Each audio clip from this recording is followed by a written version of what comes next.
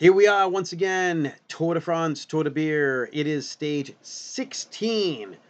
Want to say thank you to everybody who has been watching along and paying attention, for putting up with the way that my videos have changed. Sometimes we're in that narrow window with really good video quality. Sometimes, like today, I think it's going to be wider window, which makes more sense. Video quality is not as great. But I'm not a video guy. I'm not a TV guy. I'm a guy that likes to ride bikes and drink beer and talk about those two things. So if you're here, again, appreciate you. If you have not yet, please like, subscribe, share, tell your friends, and hit that notification bell for when there's new stuff coming about. So, what do we have to talk about? We talk about today's bike ride, we talk about today's tour, and we talk about today's beer. And today was a time trial. Usually, time trials are pretty boring. You want to watch maybe the last 5 or 10 guys just to see who is going to pass who. Is there going to be an upset? Maybe you're paying attention. It's just usually not that exciting, except for the year that Lance Armstrong crashed and then got up and still won. But that's also because, well, his body was filled with somebody else's blood. So, yeah, maybe that's not really a fair statement, but you kind of get where I'm going with that. Nah, kind of don't care. But today, a little bit of different. There were some exciting things that were going on and a little bit of news that was going on into it. But before we talk further, let's talk about today's beer and how it was inspired. So today's bike ride was supposed to be after work, and it rained. And there was a period of rain. Here's work, here's a little bit of rain, I'm still at work, and then it gets out, and it kept raining. So no ride. So that means get on the indoor trainer, which I don't have set up. Once the snow was gone, no more indoor trainer. So maybe you do some weight training or whatever. But then I realized, I do have a couple of things to tie up over at the Loaded Question Brewery. Talk to them about the fall beers and things that are going on there. So I popped into LQ, and they had a surprise: training wheels. So maybe it's not fair to talk about a beer that you're probably not going to be able to get, and it's a beer that I did help co-design. But I want to talk about it. It is on tap at Loaded Question. So if you're local to the Portsmouth, New Hampshire area, go on in and get what is the last keg. It was tucked away or missed aside or on the whatever, and they had some other beers they needed to get on tap. So they pushed that to the corner, got the other beers going. Now there's a space on the tap line, and Training Wheels is back on. Training Wheels is a Belgian pale ale that I got to co-design as a collaboration between Colonial Bike Company and Loaded Question Brewery. As a former professional brewer, now we're in the bike industry. I like to make these ties happen. So I chatted with the guys in the spring about, hey, let's brew a beer together. Let's sit down and talk about a recipe. And we decided to come up with this Saison recipe. What is a Saison? Well, we'll talk about that a little bit more. First, we're going to taste this and we're going to talk about the bike race. It is looking awesome. Golden clear. And it's super interesting with the Saison style, the differentiation that you can get. So I've got this in a tulip glass in order to have it come around and bring those aromas to the point. So it concentrates the aromas to your nose, and you get this great floral quality coming out of traditional Saison. Nice clear color. Saisons are usually maybe a little hazy, and I shouldn't say hazy because you think hazy IPA, unfiltered. Or they could be completely filtered. Or they've been sitting for a while and all the chill has made any of the haze drop out of it. So right now you can see, and actually, you know what? This was yesterday's beer jersey. Today I'm using the glass. I still have a bunch of stuff laying around. But let's look at this beer. You can see the logo on the other side of the glass through the beer. That tells me very nice clear beer. Golden light C3PO color, great white head to this particular beer. It stood up a little bit. I could talk a lot about this beer because, yes, I did help make it, but more, let's talk about the Saison style of beer. Saison was a farmer's worker beer. It was supposed to be something they could have, a quaffing, refreshing beer after a long day out in the farms, in the fields. But Saison has also grown. It could be 4.5%. It could be 8%. There's been no real detail as to exactly what a Saison needs to be. So if you look at the style guidelines, there's a big breadth there. But flavor profiles on a Saison, those are still, I don't say strict, but it needs to have these things to be a Saison. So think of Saison with Belgian yeast. It's a Belgian ale with a little bit more earthy taste, where a Belgian wit is going to have orange peel, coriander. A Belgian Saison is going to be, it could have some of that coriander, but has some more earthy qualities, and that's coming from the grain that you choose to use, whether it's rye or uh, a wheat, and it really should have some wheat in it in order to dry it out, and the hops that are used. And depends on your temperature that you ferment it at. Belgian yeast styles and even with Hefeweizen styles, the higher your fermentation, the more esters, so fruit or banana, as opposed to lower temperatures, more phenols, spicy, peppery, things like that. Saison always, not always, but typically has a peppery note to it. Black pepper, white pepper, Chinese pepper, maybe a little bit of green pepper, but very, very subtle because that would be too vegetal and it's not what you want in your beer.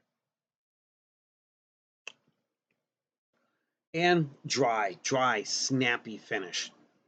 So this particular beer made with base malts with a from a local maltster out of Maine called Blue Ox, and some honey malt, a little bit of sweetness in the malt to offset the dryness from the rye malt. And this has rye malt in it. Again, rye malt, dry and spicy. So let's add a little more spicy snap to it. So those three malts and then some noble hops to it to give it that traditional flavor. The twist on this beer, a little bit of a hop called Sriracha Ace, a beer that was fine in, a hop that was in Chinese culture, Chinese beers, and adds a little bit of lemongrass to it. Not lemon, but lemongrass, which is a little bit of that earthy, I don't say mushroomy. Some people get mushroomata. If you're adverse to that flavor, you'll pick that out and then you won't like the beer. But it doesn't really get that in this particular beer. Nice golden color, super refreshing. So because that was on there at Loaded Question, I had another beer, and I know Tour de France or Tour de Beer should be about beers I haven't had and new beers to me. But the fact that this was on, it became today's beer. So that is Saison. We're drinking today's Saison, where we talk about today's ride, which wasn't much of anything. Tomorrow will be a ride, and it'll be a road ride, 20-ish miles or so, leaving out of the Colonial Bicycle Company shop, 6 o'clock. We're going to have two groups, a 20-mile-an-hour group, I guess, or 19-mile-an-hour group. And that 19 has been getting faster as the season progresses. So those guys are doing like 20 now. And for those who can't quite or haven't quite gotten there, maybe you're 17, 18, there'll be a 17, 18 group as well. So those are your rides. Now, let's talk about today's stage. Time trials, again, boring, except today. Why? Well, crashes for one. Leibovitz crashed. That was a nasty looking crash. It looked like he had a little wheel wobble beforehand, then straightened it out, and then the wheel slid out, and he went into this barrier like head and neck first, all crumpled up like some type of mashed potato. Not a good looking crash. Hopefully he's okay. We were kind of joking, but not joking. They were looking forward to see what was going to happen with the Remco and Lipovitz and who's going to battle within the team, who's going to be team leader. Well, that's gone now. Kind of like with Jonas being out, it's like you want to see the Jonas and Tade battle. We kind of wanted to see this battle. Well, that's gone now. So hopefully he's okay. Looked like some type of broken arm or collarbone from the highlights that I saw, but he's out. What else happened going on during this? Then you watch towards the end to see what's happening. And during this, there was also drug testing. Now, I touched on this yesterday. Today, I'm going to touch on it again. I believe in the drug testing. It needs to happen because I want to know that what I'm watching is real.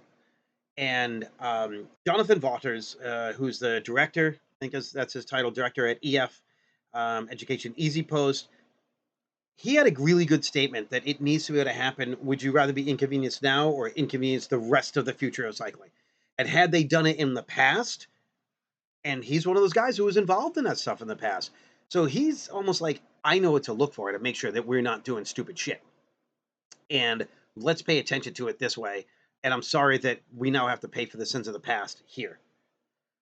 My question is the the rules of written by the cycling embodiment group. There's not testing between 11 and 6, and they're breaking their own rules. Now I understand. I shouldn't say breaking their own rules. They can break their own rules if there is a high suspicion, a documented, a here's hey this is going on, and they can investigate. But we haven't heard about that. So where's that coming from? And now you start thinking conspiracy theory. Is it the French? Do they want Sexas to win? Because Sexas is doing pretty well. He did today in the time trial and in the overall. I hope that it's not crooked. I hope it's not one of those European sport things that we start thinking about like with FIFA and World Cup and soccer. I don't want it to be that, but this needs to play out. Is being woken up in the middle of the night horrible? So it happened to Remco. It's just the same way that it happened to Tade and it happened to Jonas the night before. Didn't seem to bother him that much, though, because Remco got the win. He's a time trial effing machine, so I'm not surprised that he got the W. That said, there was a while where it was like, all right, is he going to be able to get this W? And again, it goes in reverse, so you don't know until towards the end. And this is why I say maybe you watch the last 10 guys and see who's going to be able to catch on to the next guy.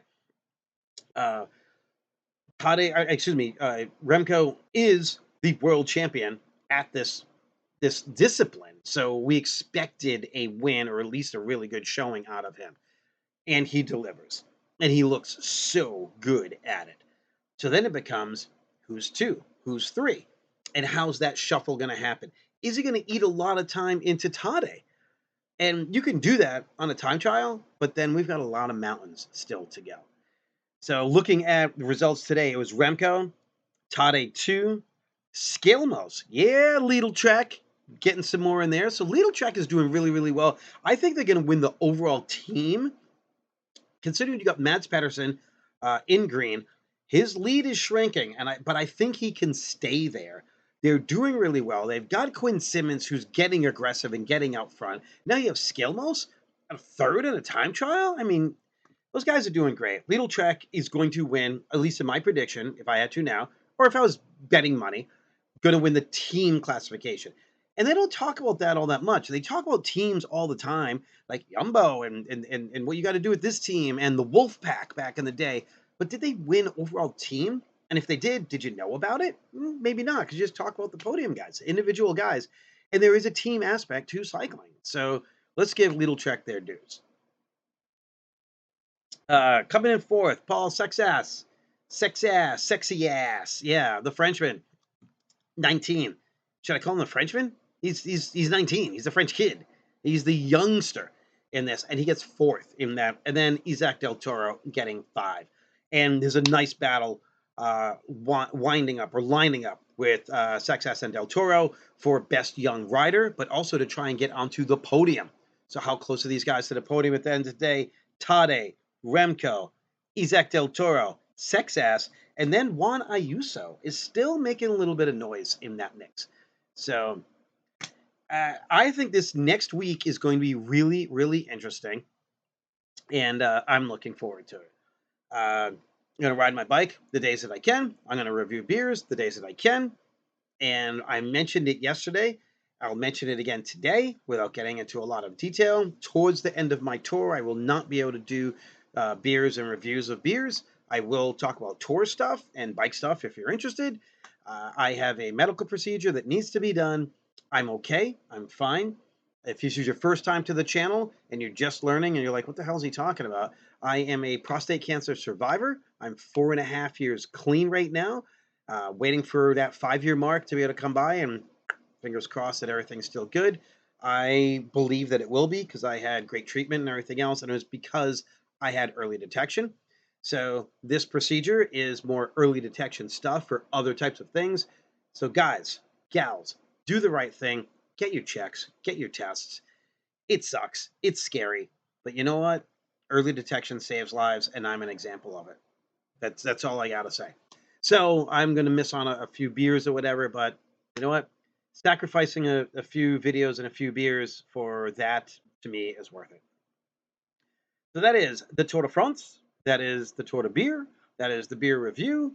That is everything. And we will check you out tomorrow for stage 17. We'll see you then. Thanks for hanging out. Cheers.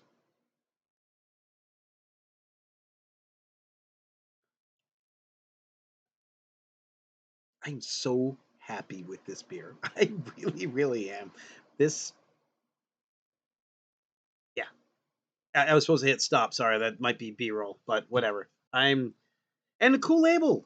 Like, we got this. Did I mention it's 5.4, by the way? 5.4% Belgian Golden Ale, Belgian Pale Ale. Uh, and we'll talk more again later. I'm just really happy with this, the way this came out. Spicy, snappy, be really good with Thai food. Yeah.